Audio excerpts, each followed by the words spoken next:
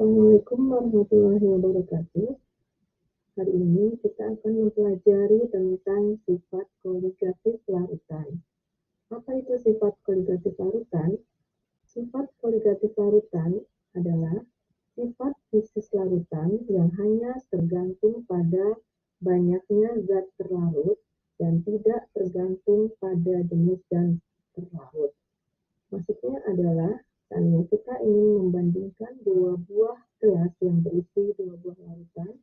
Gelas pertama berisi 2 sendok garam dan air, gelas kedua berisi 2 sendok garam dan air. Maka jika kedua larutan itu dibandingkan, maka kita bisa melihat perbedaan dari kedua sifat koligatif larutan tersebut.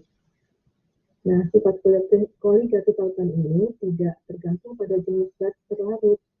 Jadi, apakah itu larutan yang berbentuk padat atau berbentuk serbuk tidak akan mempengaruhi sifat koligatif larutan.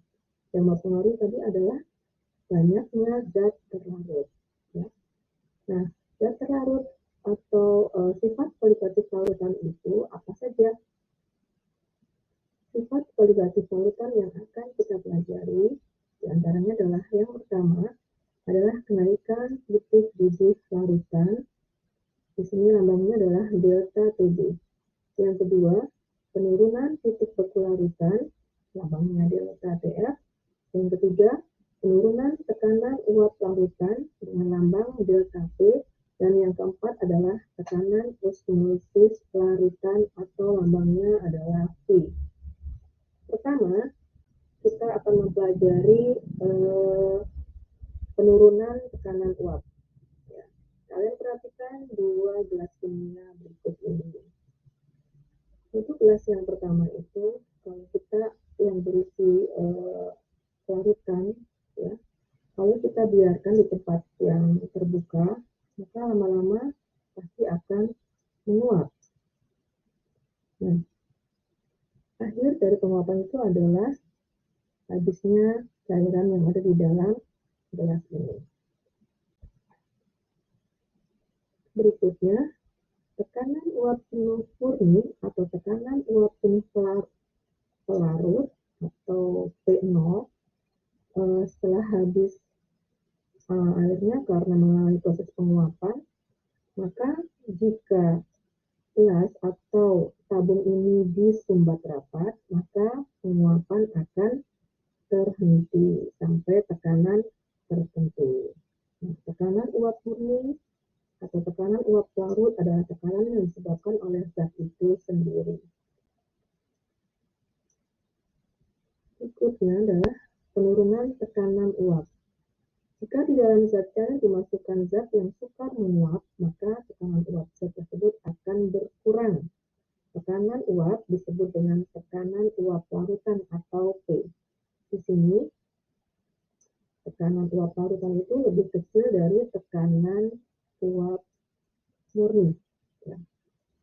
Sehingga selisih dari tekanan uap tersebut atau penurunannya adalah nanti P0 dikurangi P.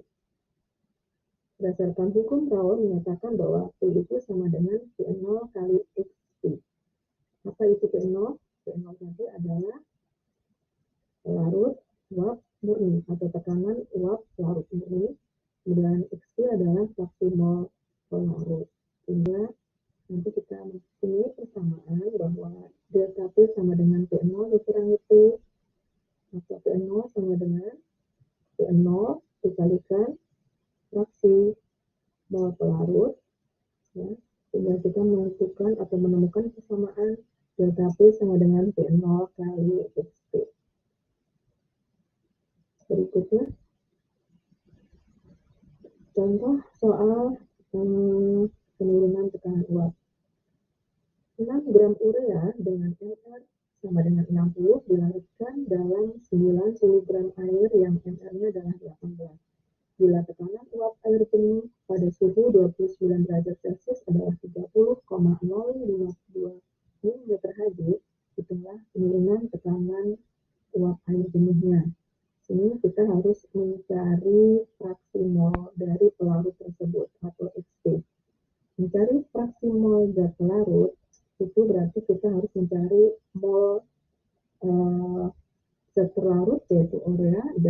mol air atau larut. Mencari mol urea adalah gram per ml.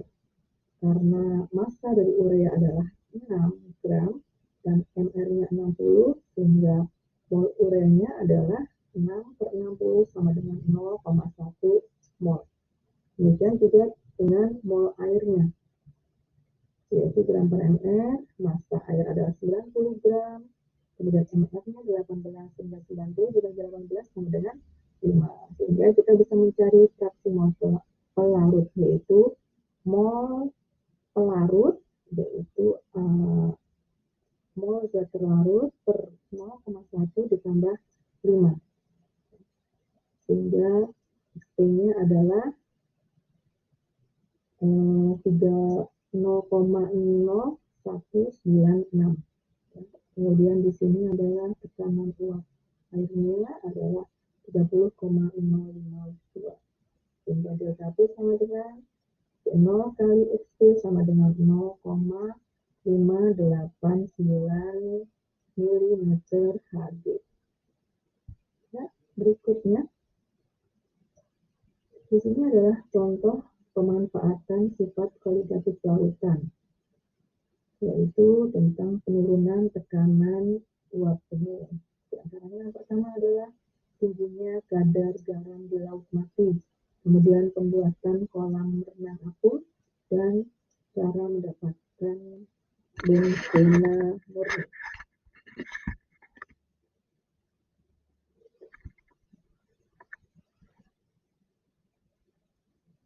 Next, perhatikan grafik titik didih dan titik beku berikut ini. Selisih dari titik beku dari pelarut murni dan larutan itu disebut dengan delta Pp, sedangkan selisih dari titik didih air yaitu 100 derajat Celcius dan titik didih larutan tentunya lebih besar dari titik beku dari pelarut murni, itu dinamakan dengan delta Pp atau titik didih. Sesuai dengan diagram yang tadi kita lihat, adanya zat terlarut pada suatu pelarut menyebabkan titik didih larutan lebih tinggi daripada titik didih pelarut, sehingga delta Pb sama dengan Pb dikurangi Pb0. Sebaliknya, titik beku larutan lebih rendah dari titik beku pelarut, sehingga delta Tf sama dengan Tf0 dikurangi Tf. Berdasarkan hukum Raoult, besarnya kenaikan titik didih larutan atau delta Pb dan besarnya penurunan titik beku larutan atau delta Tf sebanding dengan banyaknya zat terlarut dalam konsentrasi molar. Contohnya dalam kehidupan sehari-hari untuk sifat kualitatif larutan, yaitu kenaikan titik didih adalah proses penggilingan minyak bumi, penggilingan gula saat menambahkan bumbu setelah air mendidih ketika sedang memasak, dan lain sebagainya. Kalian bisa mencari contoh-contoh lagi yang lain.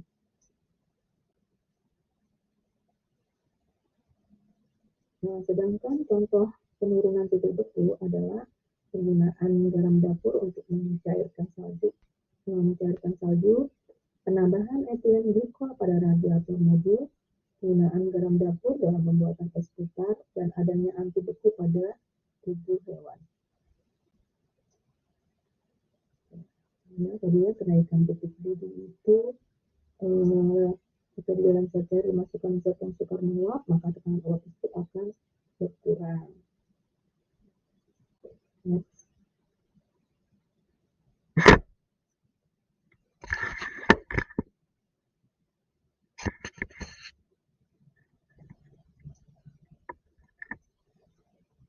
Besarnya kenaikan titik didih atau delta T sebanding dengan banyaknya zat terlarut. Agar menjadi suatu persamaan, maka dikalikan dengan suatu tetapan yang namanya adalah KB atau tetapan kenaikan titik didih. Sehingga kita mempunyai persamaan bahwa delta TB itu sama dengan KB dikalikan M. Ini adalah konsentrasi larutan dalam satuan molar. Nah, ini adalah contoh soalnya.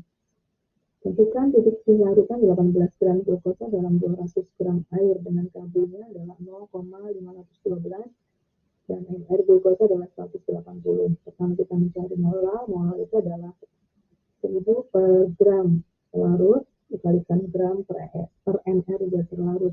Jadi 1000 per 2000 dikali 18 per 180 sama dengan 0,52. Sehingga delta TB-nya sama dengan KB.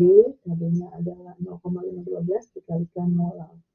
Nah, kita dapatkan angka 0,256. Sehingga titik TB larutan adalah TB0 ditambah TB larutan. 100 dikali 0,256 sama dengan 100,256. Nah, yang ketiga adalah penurunan titik beku hampir sama tadi dengan kenaikan titik bibit. Hanya saja di sini kita menggunakan tetapan titik beku atau KF. Langsung pada contoh soalnya. Contoh soalnya, jika Anda menambahkan 1 kg senyawa anti beku etilen glikol ke dalam radiator mobil yang berisi 4.450 gram air, maka kita bisa mencari titik bibitnya. Seperti ini.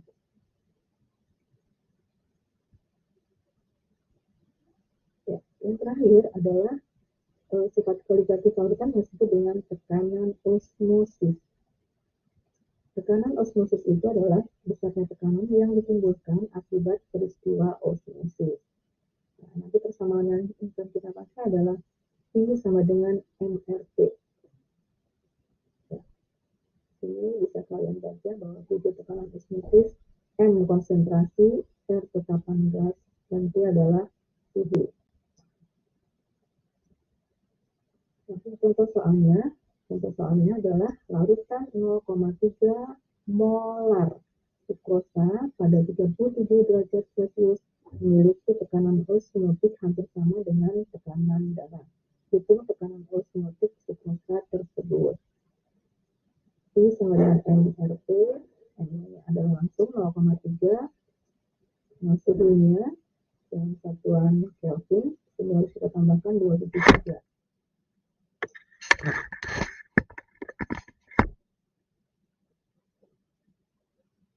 0,3 ditambah suhunya ditambah R-nya sama dengan 7625. Terakhir adalah contoh penerapan sifat kualitatif larutan, yaitu tekanan osmosis. Di antaranya adalah naiknya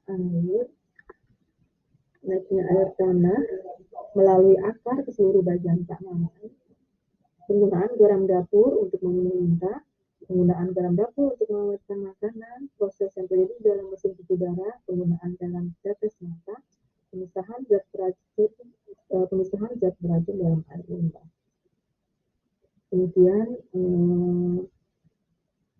PPT tentang sifat kualitatif larutan.